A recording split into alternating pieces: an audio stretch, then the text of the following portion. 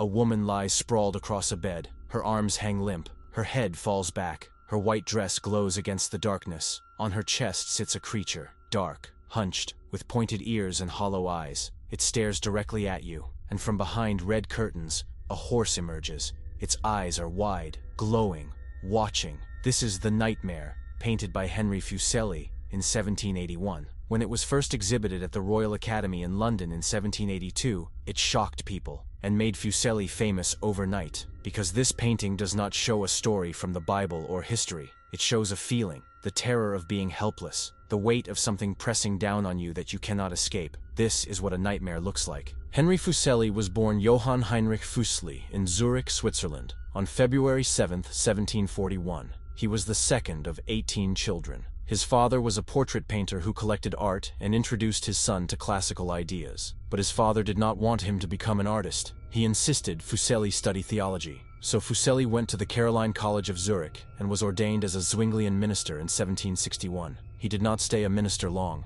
In 1763, he and his friend Johann Caspar Lavater published a pamphlet exposing a corrupt magistrate. They were forced to leave Switzerland. Fuseli went to London in 1764. He tried to make a living as a writer and translator. But in 1768, Sir Joshua Reynolds, one of the most important artists in England, saw his drawings and told him to become a painter. In 1770, Fuseli went to Rome. He studied Michelangelo. He studied classical sculpture. He spent 8 years there, learning, drawing, becoming part of a circle of artists pushing against rigid neoclassical rules. Then, in 1778, he returned to Zurich, and that is where everything changed. In Zurich, Fuseli fell in love with Anna Landolt. She was 21. She was the niece of his old friend, Lavater. Fuseli was obsessed. In 1779, he wrote to Lavater describing vivid dreams about Anna in language so passionate and possessive that it shocked even his close friend. He claimed her as his own, insisting that anyone else who pursued her would be committing a moral transgression.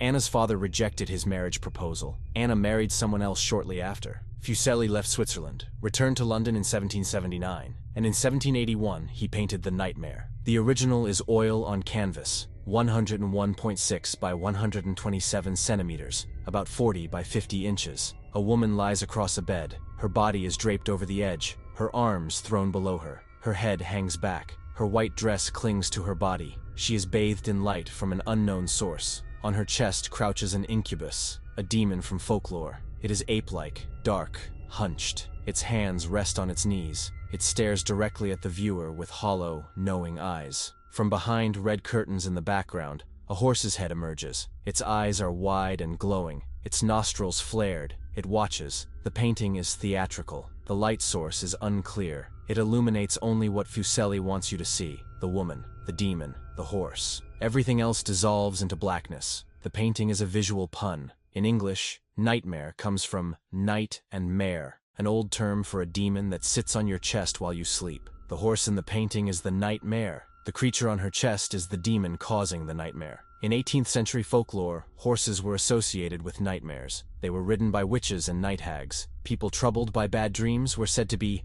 hag-ridden. The woman's pose is vulnerable, helpless. The incubus, in folklore, was a demon that tormented sleepers at night. It was an explanation for disturbing nocturnal experiences people could not otherwise understand. On the back of the original canvas is an unfinished portrait of a woman. Some believe it is Anna Landolt. Art historian H.W. Jansen suggested the sleeping woman represents Anna. The demon is Fuseli himself. The painting, then, is revenge, a way to punish her for rejecting him by trapping her in a nightmare he created. When exhibited in 1782, critics reacted with horrified fascination. This was not what people expected. Most paintings showed historical events or biblical scenes. The Nightmare showed an invented scene from Fuseli's imagination. But it was a massive success. The original sold for 20 guineas. An engraved version published in 1783 earned the publisher over £500. Fuseli painted at least 3 more versions. The image was parodied in political satire, used in Gothic fiction. Mary Shelley, who wrote Frankenstein, was influenced by Fuseli's dark imagery. The Nightmare is about more than one rejected proposal. It is about sleep paralysis, about waking up unable to move, feeling something pressing on your chest, seeing hallucinations that feel absolutely real. These experiences were common in the 18th century. People called them nightmares. They believed demons caused them. There was no other explanation. We now know that sleep paralysis is a dissociation between sleep phases. Your mind wakes up, but your body does not. You cannot move, cannot speak, and sometimes you hallucinate. You see figures in the room, feel presences. Fuseli may have experienced this himself, or he may have been influenced by emerging scientific theories about sleep disorders being discussed in the late 18th century. But the painting also taps into something deeper, the unconscious mind, the hidden desires and fears we cannot control. Sigmund Freud, who developed psychoanalysis in the late 19th century, allegedly had a reproduction of this painting hanging in his apartment in Vienna. The painting was ahead of its time. It explored themes that would not be fully understood until a century later: the power of dreams, the terror of the unconscious, the thin line between desire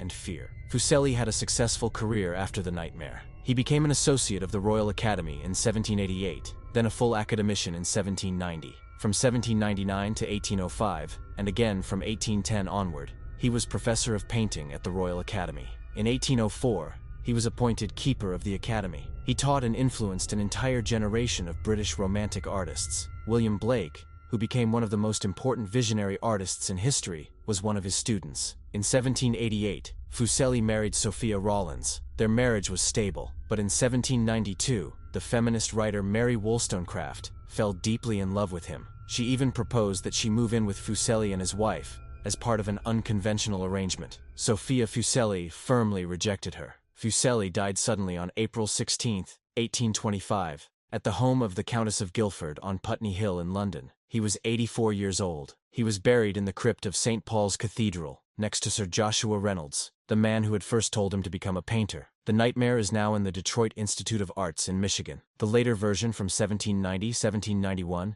is in the Goethe Museum in Frankfurt, Germany. The painting remains one of the most recognizable images in art history. It has been reproduced countless times, parodied, referenced in films, books, and popular culture, because it captures something universal: the feeling of being trapped, of being watched, of something sitting on your chest that you cannot escape, the terror of a nightmare that feels more real than reality itself. 200 years later, we still understand exactly what Fuseli painted, because we have all been there, frozen, helpless, terrified of something we cannot name.